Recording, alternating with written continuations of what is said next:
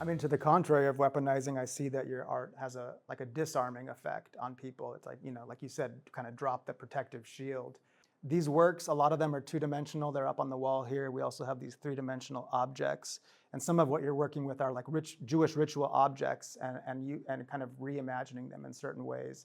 And I've heard you talk about like Jewish law, halacha, and how that factors into your process of art making, thinking about Jewish law for both like the art maker and maybe the receiver of art. And I wonder if you could speak a little bit to that. Well, first I'd like to say, in relationship, which we've spoke about before as well, is that I think it's very important that these Jewish museums all over the world represent the history of the Jewish people, the history of the local Jewish community.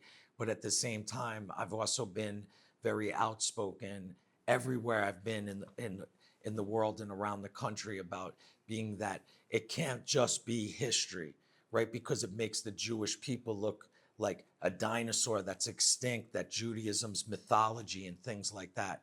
One of the objects that they actually usually display are actually Jewish ritual objects, right?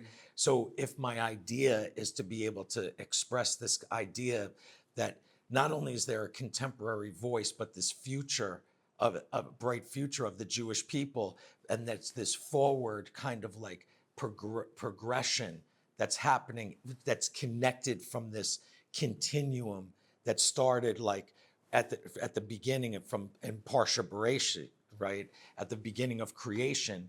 It's like all of a sudden I'm recreating some of these ritual objects, right? That's why there's a yad or a mezuzah case, right? Or different things like that.